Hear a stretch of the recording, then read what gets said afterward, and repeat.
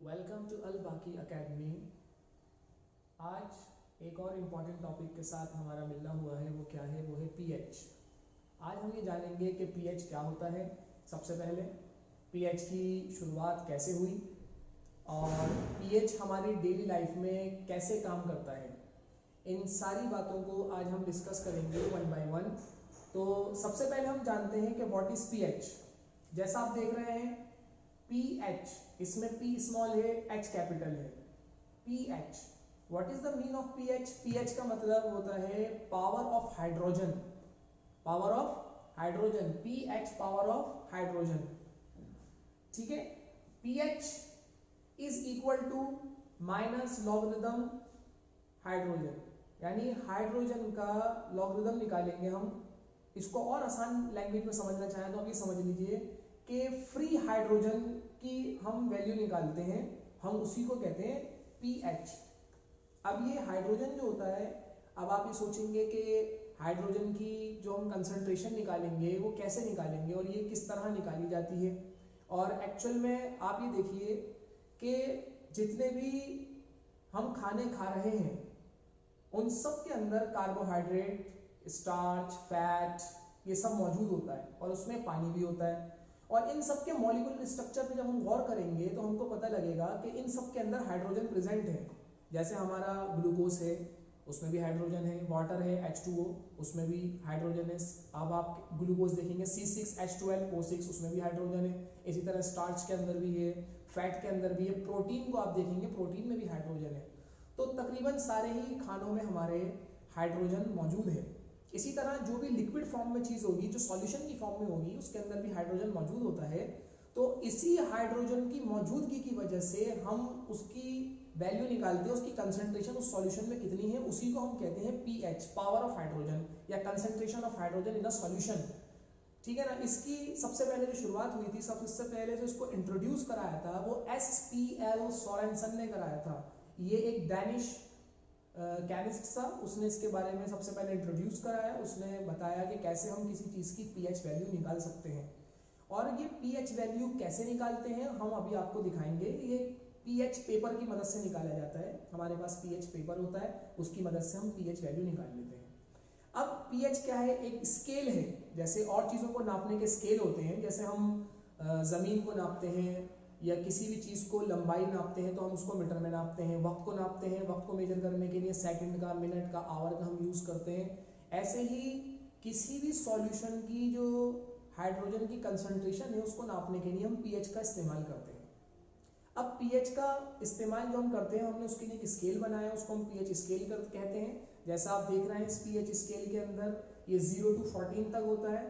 इसमें जो 7 है वो न्यूट्रल होता है। ठीक है ना। आपने इससे पहले भी पढ़ा होगा कि कुछ चीज़ें एसिड होंगी, कुछ बेस होंगी और कुछ न्यूट्रल होंगी। अब एसिड कौन से होते हैं? जिनके अंदर H+ की कंसंट्रेशन जो होगी वो ज़्यादा होगी, वो क्या कहलाएंगे? एसिड। तो 7 पे न्यूट्रल है और 7 से जब हम इधर चलेंगे राइट साइड की तरफ, यानी 0 to 7 से पहले पहले वो सब एसिडिक इन नेचर होंगे। और 7 से 14 तक जब हम चलेंगे तो वो सब बेसिस इन नेचर होंगे, बेसिक इन नेचर होंगे। और 7 से इधर वो एसिडिक इन नेचर होंगे। और 7 क्या होगा? 7 होगा न्यूट्रल, यानी ना वो एसिड होगा ना वो बेस होगा, तो ये न्यूट्रल होगा। तो ये पीएच स्केल है। हम इसी स्केल के ऊपर मेजर करते हैं कि किसकी पीएच कितनी है। अब इसको मेजर करने के लिए, जैसे मैंने आपको भी बताया कि अब डेली लाइफ में पीएच की क्या जरूरत हमें पड़ रही है, क्यों हम पीएच को मेजर कर रहे हैं, क्या इसका हमारी डेली लाइफ में इंपॉर्टेंस है, अब वो समझिए आप। फॉर एग्जाम्पल मैं कुछ आपको एग्जाम्पल देता हूँ, उससे आपको बात क्लियर हो जाएगी कि पीएच का कितना इंपॉर्टेंट है हमारी डेली लाइफ के अंदर। हम सब खाना खाते हैं, जैसे ही हम खाना खाते हैं तो हमारे मुंह में जो भी फूड पार्टिकल्स रह जाते हैं, तो हमारे मुंह में जो बैक्टीरिया होते हैं वो बैक्टीरिया वो क्या करते हैं? वो बैक्टीरिया एसिड रिलीज करते हैं। आपको पता है एसिड रिलीज करेंगे, कौन करेगा एसिड रिलीज? बैक्टीरिया रिलीज करेंगे। क्योंकि खाने को उनको क्या करना है? गलाना है। खाने को उनको गलाना है। बैक्टीरिया के कोई हमारी तरह कोई दांत थोड़ी है, वो तो एसिड रिलीज करके खाने को गलाएंगे। अब जो वो एसिड रिलीज करेंगे, हमारी बॉडी में जो सबसे ज्यादा स्ट्रॉन्ग पार्ट है, वो हमारी बॉडी का सबसे ज्यादा जो स्ट्रॉन्ग पार्ट है वो हमारी दांतों की इनेमल है, कैल्शियम फॉस्फेट से बनी हुई है। अब ये इनेमल जो है, जो हमारे दांतों की इनेमल होती है, आप इसमें भी देख सकते हैं दांतों की इनेमल है। अब दांतों की इनेमल के ऊपर जब ये एसिड अटैक करते हैं तो ये हमारी इनेमल कैसी होने लगती है कि हमारी इनेमल खराब होने लगती है दांतों की। इस इनेमल की दांतों की खराबी की वजह से फिर हमें बहुत सारी दांतों की प्रॉब्लम हो जाती है। तो हम इसके लिए क्या करते हैं, हम इसके लिए टूथपेस्ट इस्तेमाल करते हैं। जब हम इन टीथ्स के ऊपर टूथपेस्ट का इस्तेमाल करते हैं तो वो एसिड, और टूथपेस्ट में क्या होता है बेस, जब एसिड और बेस मिलते हैं तो उसको न्यूट्रलाइज कर देते हैं। एसिड और बेस क्या कर देगा, उसको न्यूट्रलाइज कर देगा। ऐसे ही आप देखिए कि फॉर एग्जांपल किसान है, किसान को खेती करनी होती है। अब किसान जो खेती करता है तो उसको मिट्टी के अंदर बीज बोना होता है अपना। अब वो मिट्टी अगर एसिडिक इन नेचर है तो उसका बीज खराब हो सकता है, ज्यादा बेसिक इन नेचर है तो उसका बीज खराब हो सकता है। तो किसान मिट्टी की पीएच वैल्यू निकाल के देखेगा। वो ये चाहेगा कि उसकी जो जमीन है, उसकी जो मिट्टी है वो न्यूट्रल के करीब करीब रहे, ना ज्यादा एसिडिक इन नेचर हो ना ज्यादा बेसिक इन नेचर हो। तो हम पीएच की मदद से क्या करेंगे, हम उसकी वैल्यू निकाल लेंगे। अगर वो बेसिक इन नेचर होगी तो हम उसमें कुछ एसिडिक मटेरियल ऐड करने के बाद उसको न्यूट्रल करने की कोशिश करेंगे।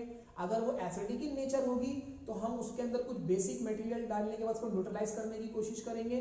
तो इसी तरह ये यहाँ काम आ जाता है। आपने देखा होगा जब हम कोई भी ज्यादा मसाले वाली चीजें या ज्यादा मिर्चों वाली चीजें, तली हुई चीजें खाते हैं, हमारे पेट में एसिडिटी हो जाती है। क्या हो जाती है हमारे पेट में, हमारे पेट में एसिडिटी हो जाती है। अब वो जो एसिडिटी हमारे पेट में हो रही है वो हमारे पेट में क्या है, हाइड्रोक्लोरिक एसिड HCl। अब उसकी जो वैल्यू है वो पीएच पेपर पे तकरीबन 2 और 1 के पास आती है, यानी बहुत ज्यादा इसकी पीएच वैल्यू है, यानी बहुत कम। अगर उसमें हम उसमें देखेंगे तो 1, लेकिन एसिडिक के नेचर में देखेंगे तो बहुत ज्यादा एसिडिक है। तो हम जो खाना खा रहे हैं वो एसिड हमारे पेट में जो उस खाने को क्या कर रहा है, उस खाने को गला रहा है, उसको डाइजेस्ट करने में मदद कर रहा है हमारी। अब ज्यादा मसाले वाली चीजें खाने से हमारी बॉडी में एसिडिटी बढ़ जाती है।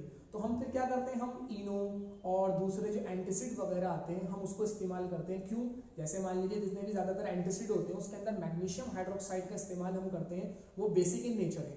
तो ये बेस और वो एसिड दोनों मिलने के बाद क्या हो जाएगा, वो दोनों मिलने के बाद वो न्यूट्रलाइज हो जाएंगे। जब वो दोनों न्यूट्रलाइज हो जाएंगे तो हमें रिलीफ मिल जाएगा। इसी तरह हम एसिड और बेस का इस्तेमाल करते हैं। और आप इसको और कुछ भी एग्जांपल होती है, जैसे एसिड रेन है, आप देखते हैं कि बारिश हो रही है। अगर हमारे एटमॉस्फेयर में जो गैसेज हैं जैसे नाइट्रोजन हाइड्रोक्साइड, इसी तरह कार्बन मोनोऑक्साइड, सल्फर डाइऑक्साइड, ये गैसेज जो हैं ये बहुत ज़्यादा हमारे एटमॉस्फेयर में मौजूद हैं। जब पानी इनके साथ मिलता है, यानी एसिड ये गैसेज के अंदर और इधर ये वाटर, तो ये क्या बना लेते हैं, ये फिर एसिड बना लेते हैं, उसको हम एसिड रेन कहते हैं। तो जब ये पानी जितने भी एक्वेटिक एनिमल्स हैं उनको नुकसान पहुंचाएगा, क्योंकि ये एसिड रेन अगर किसी भी तालाब में, किसी भी झील में, किसी भी नदी में जब जाएगी तो उसमें जो रहने वाले एक्वेटिक एनिमल्स होंगे उन एक्वेटिक एनिमल्स को ये बहुत ज़्यादा नुकसान पहुंचाती है एसिड रेन। इसी तरह जो हमारी बिल्डिंग्स हैं उनको भी डैमेज करती है। आपने देखा है ताजमहल आज से 200 साल पहले, 300 साल पहले उसका जो कलर था आज वो मौजूद नहीं है। उसकी वजह क्या है, उसकी वजह एक बहुत बड़ी वो एसिड रेन भी है, कि वो एसिड रेन उस मार्बल्स को क्या कर रही है, उस मार्बल को खराब कर रही है। तो हम उसको न्यूट्रलाइज करने के लिए डिफरेंट चीज़ों का इस्तेमाल कर सकते हैं। अगर वो एसिड है तो हम बेस का इस्तेमाल करेंगे, बेसिक है तो एसिड का इस्तेमाल करेंगे। तो ये इंपॉर्टेंस है हमारी डेली लाइफ में। और आपने देखा होगा अभी चींटी वगैरह हमारे काटती है तो हमारे बहुत ज़्यादा मिर्चें लगती हैं उस स्किन के पार्ट के ऊपर। उसमें क्या होता है कि जब कोई भी चींटी वगैरह हमारे काटती है तो उसमें से फॉर्मिक एसिड निकलता है। अब वो एसिड जो हमारी बॉडी को जाके फिर हमें एक पेन क्रिएट होता है। तो अगर हम उसके ऊपर कोई भी बेस लगा लें, फॉर एग्जांपल खाने का सोडा है जिसको हम बेकिंग सोडा कहते हैं, वो एक तरह का बेसिक इन नेचर है, अगर हम उसको भी इस्तेमाल कर लेंगे तो उससे क्या होगा, वो हमारा न्यूट्रलाइज हो जाएगा। अब आप जैसे ही देख रहे हैं इस चार्ट के अंदर, जैसा मैं आपको दिखा रहा हूँ, आप देखिए इसके अंदर कि जो हमारा वाटर है वो 7 पर है तो वो न्यूट्रल हो गया। इसी तरह जो इधर की तरफ आप देख रहे हैं हमारा ब्लड है, मिल्क है और लेमन है, टोमेटो है, या बैटरी में यूज होने वाला एसिड है, ये सब एसिडिक इन नेचर है, उनकी रेंज हमने दिखा दी आपको। इसी तरह आप इधर देखेंगे हमारे राइट साइड पर 7 से इधर आप बेसिक इन नेचर देख रहे हैं। जैसे सबसे आप इधर देख रहे हैं ये जो हम सिंक के क्लीनर इस्तेमाल करते हैं वो भी बेसिक इन नेचर है, सोप इस्तेमाल कर रहे हैं वो भी बेसिक इन नेचर है। तो ये हमारा डेली लाइफ में यूज होने वाली चीज़ें हैं जिसको हम इस तरह सेट करते हैं। आइए कुछ एक्सपेरिमेंट की मदद से हम देखते हैं कि कैसे हम पीएच पेपर से किसी भी चीज़ का पीएच निकालते हैं। कुछ एसिड और कुछ बेस मेरे पास है, उसकी मदद से हम देखेंगे कि कैसे हम एसिड और बेस का पीएच वैल्यू निकालते हैं। आइए कुछ एक्सपेरिमेंट करते हैं।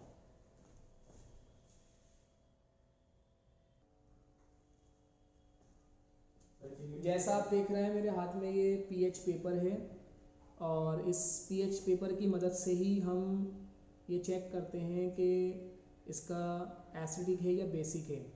अब जैसा आप देख रहे हैं इसके कलर हमें इस पर शो कर रखा है कि ये अगर कलर आएगा तो उसका पीएच 1 है, ये कलर आएगा तो 5 है, ये कलर आएगा तो 7 है और इसी तरह ये कलर आएगा तो 8 है, ये कलर आएगा तो 14 है।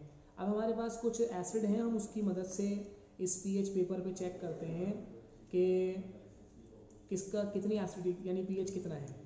फॉर एग्जांपल मेरे पास ये सल्फ्यूरिक एसिड है, ये सल्फ्यूरिक एसिड की हम पीएच देखते हैं कितनी है। तो हम देखते हैं इसकी पीएच,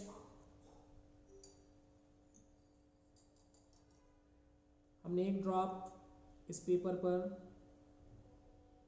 इसका सल्फ्यूरिक एसिड का डाला है और हम इसकी पीएच देख रहे हैं।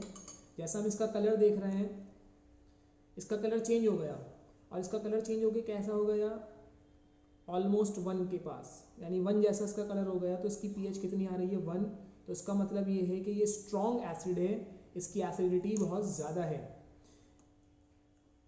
इसी तरह हमारे पास एक दूसरा एसिड भी है, वो ये एसिटिक एसिड है। हम इसकी एसिडिक एसिड की भी अभी पीएच देखते हैं।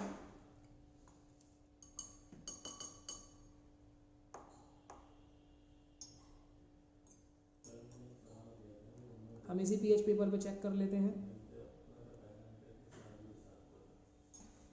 जैसा आप देख रहे हैं इसकी पीएच यानी इसका कलर देखें, इसका कलर जो है वो 3 के पास है।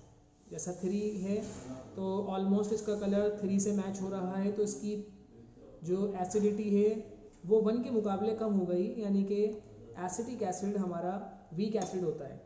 इसी तरह हम जो अपने डेली यूज़ में होने वाली चीज़ें हैं अगर उनको उसी हम पीएच चेक करेंगे तो उनका पीएच जो है, जैसे टोमेटो है तो उसका पीएच 5 के पास आएगा। इसी तरह हमारा मिल्क है, उसका पीएच 6 के पास आएगा, यानी कि वो वीक एसिड हो जाएंगे। एक पीएच की मदद, इस पीएच पेपर की मदद से हम सब्सटेंस की पीएच निकाल सकते हैं। आई होप आपको ये बहुत अच्छी तरह समझ में आ गया होगा कि what is pH and what is the importance of pH in our daily life and how we find out the pH of different solutions and different food material with the help of pH paper. Thanks for watching.